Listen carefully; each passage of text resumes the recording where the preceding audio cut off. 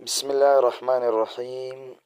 کل میں نے ایک سبق پڑھایا تھا سورۃ الفاتحہ تجوید کے ساتھ، انشاءاللہ تعالی آج میں شروع کر رہا ہوں الف لام سے انشاءاللہ تعالی۔ بس آج ہے دوسرا سبق ہے انشاءاللہ، تو اسی طرح آرام آرام سے چلتے رہیں گے اور قرآن شریف پڑھتے رہیں گے انشاءاللہ تعالی۔ تو چلو پڑھتے ہیں الف لام میم۔ یہ ہے الف لام میم۔ جہاں بھی میم مشدد آ جائے، یعنی میم کے اوپر جب شد آ جائے تو وہاں غنہ ہوتا ہے، تو ہم پڑھیں گے الف لام میم، اور لام کے اوپر بھی مد ہے اور میم کے اوپر بھی مد ہے۔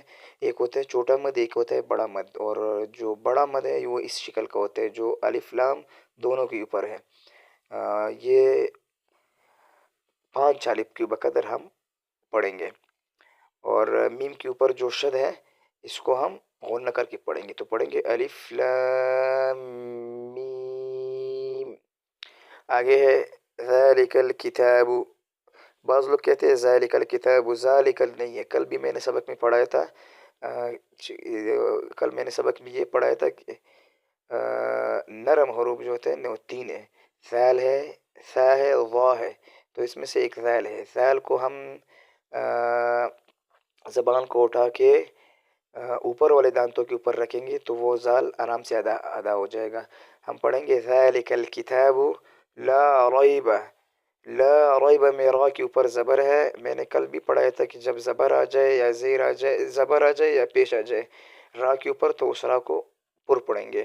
اور اسی طرح جب یہ یا ہے، یا ساکن ہے اور اس کے پیچھے زبر ہے، جب یا ساکن ہو اور اس کے پیچھے زیر آ جائے تو اس یا کو یا مدہ کہتے ہیں، وہ یا ایک الف کے بقدر کھینچیں گے، اور جب یا ساکن ہو اور یا سے پہلے زبر ہو تو اس کو یا لین کہتے ہیں، تو اس کو ہم یا لین پڑھیں گے۔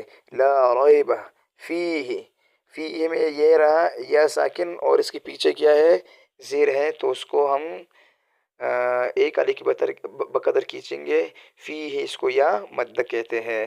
آگے ہے ہدل للمتقین۔ ہدل میں غنہ نہیں ہوتا، کیونکہ جہاں بھی نون ساکن نون تنوین کے بعد لام آ جائے یا را آ جائے یا حروف ہلکی میں سے کوئی آ جائے تو وہاں غنہ نہیں ہوتا ہے۔